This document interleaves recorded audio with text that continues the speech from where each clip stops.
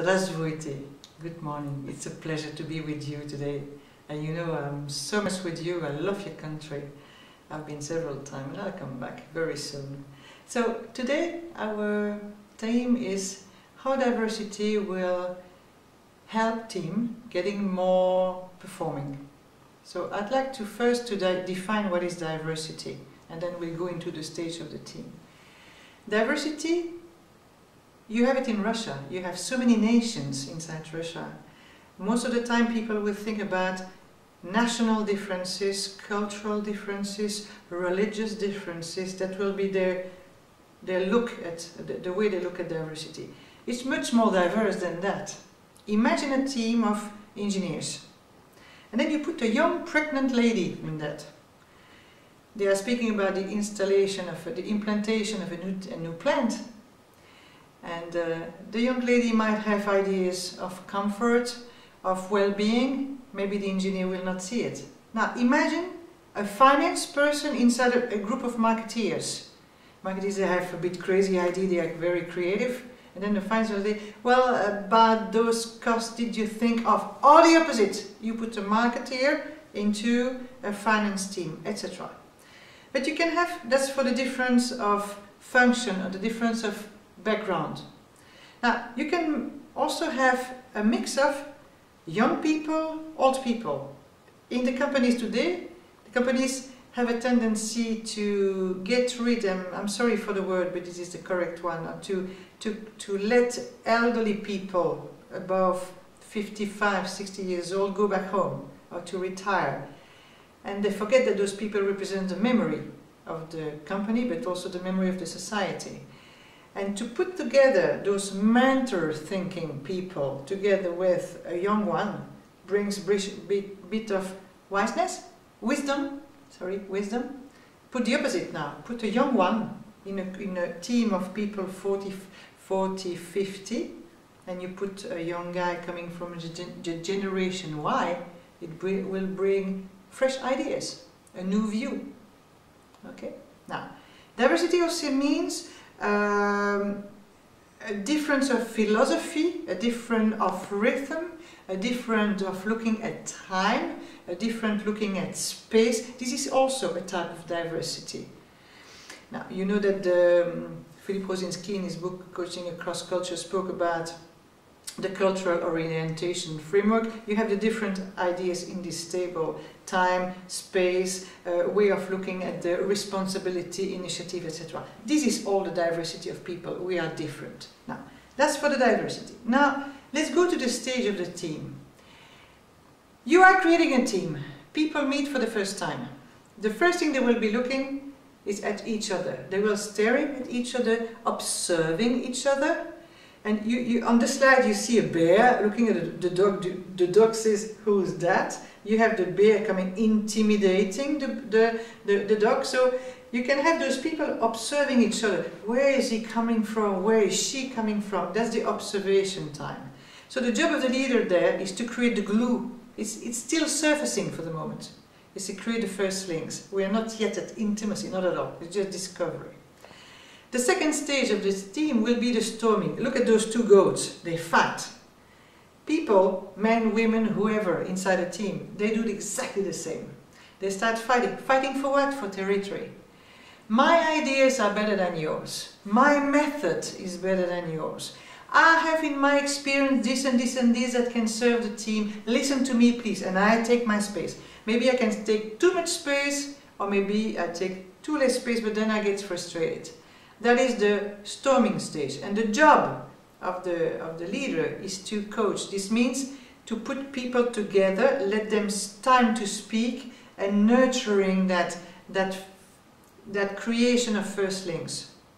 The third stage is the norming stage. Norming stage is that we create together norms, we create together rules, a modus operandi, that is a way to function together, a way to operate together. And here, the fact that we have common values, common mission, common vision means that people know where they are going to, and they start looking at the way they can contribute into this team. That leads to the performing stage. And of course, in the norming stage, the leader will have a job of encouragement to set the rules. He will be facilitating the process. Now, performing stage is the fantastic stage of creating synergy. Everybody feels at ease, everybody is relaxed, everybody knows exactly how he or she can contribute. So everybody works with responsibility and autonomy. This means that here the leader is trusting the people, the leader is more a project leader, inviting everybody to unleash their wings and feel at ease at the right size. I take my right space. The fifth stage, of course, of a team is when you adjourn. You terminate the team, the project is over, so we just wind it up and we say bye-bye and we celebrate, or we decide to finish the project. Now, let's mix diversity with team performance. I pretend that I'm sure of what I'm saying, that diversity brings lots of creativity, because it will push the people to storm much faster. You're not, here you don't put cats looking at each other, you put cats and dogs, you put bears and dogs, and of course everybody will fight for territory. It will be quite interesting, because people say, well, I know the truth. Oh yes, me, I know the truth. So, it will be, the storming stage can be important. I shall never pretend that diversity speeds up the process. No, it can even go slower. But the fact that the people will storm means that the people will have the opportunity to tell their ideas. So, if the leader is smart here, you can leverage the differences and listen well to different people, because it means listen well to different methods, listen well to different backgrounds, listen well to different experiences. So that's a good point. The great thing out of it is that you have people with lateral thinking. This looking another way, reframing. This means thinking out of the box. And this is storming also in a team, because this means that, oh my God, he speaks completely differently than me. I get annoyed or I get on my nerves, but this is interesting. And I can listen to that experience because it brings something new into the team. Okay, so the thinking out of the box is very, very rich in a team. Now, it depends a lot of two things. First, the glue inside the team, because we have a common vision, a common mission, and common values and common objectives. So this means that the boat is going in one direction, not in several directions. Okay? Now, it depends a lot on the ability. The second factor is that it depends a lot on the leadership ability of the team leader. The leadership ability is to say, well, I have a team which is not uniform. I have a team who is thinking not homogeneously. Now, let's nurture that heterogeneity. That is interesting. So the leader must be quite self-confident in his ability to lead first. Self-confidence is important, of course. But he needs to get that helicopter view, that global view, that wisdom to say, okay guys, you are different, good. That brings something good to our team because we go into the right direction. So he really has to show true leadership. I know where to go, follow me please. Or I know where to go, let's go together, let's decide to go together.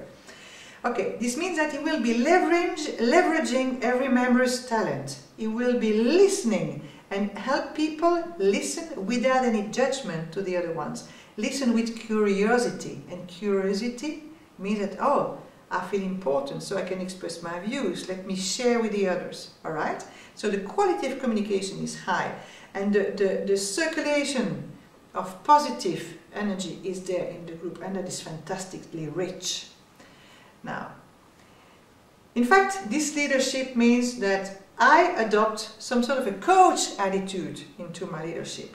What is that coach attitude? Is first, I believe in my team, and I believe in each member of my team, and I believe that each member of my team has the solution, and that the team as a whole has the solution as well. So I help the person express himself. It comes from the guts, and then it gets into words and it gets into action. So that will be my first way, my first positive belief is that my team can do it and I'm inside it.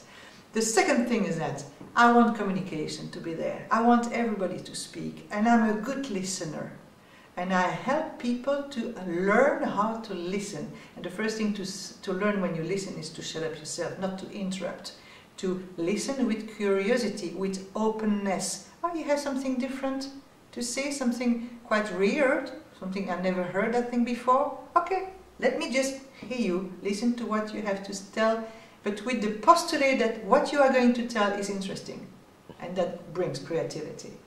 It means also that the atmosphere in such a situation will be quite positive. It will be a comfort atmosphere. Now, let's not dream. If you have people with very different views, it will clear that it will storm quite regularly. Storming conflict is positive, because it's much better to have people who fight for a while, like you have the milk in the pot boiling, and then it goes down. Because if you don't do that, what happens? You keep your negative feelings for yourself, you get more and more frustrated, and sooner or later, yaps, it blasts. And that is very bad. So the quality of the leader also is to say, oh, conflict is arising. Good! Let's take care of it. Let's do something out of it. And that is a good point. I'm never afraid of conflict. I say, it means that people have different views. Let's explore. And when you have that view, you can explore and you can bring, you cannot imagine what you are going to discover, but I can tell you something, it will be interesting, that is for sure.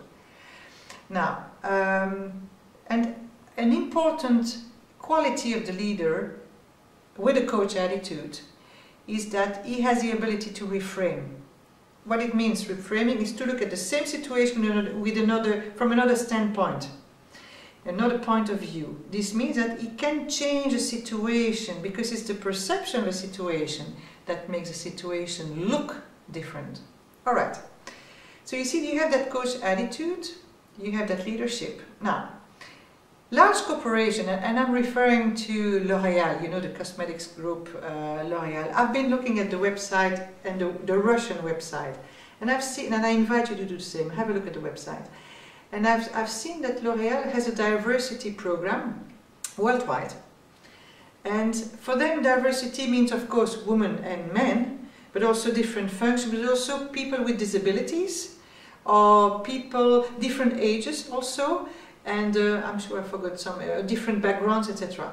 And putting all those teams together, it's really a full program for L'Oréal, and they have understood that diversity leverages creativity and team performance. So that was our team, that was our theme for this morning, and I feel that if L'Oréal and many other companies, you have your Danone, Coca-Cola, I'm referring to international groups, and I know that Russian groups are starting on that path as well, and I encourage them to do so, okay, because diversity is so rich. So now, spasiba. I'd like to have your question and answer with pleasure.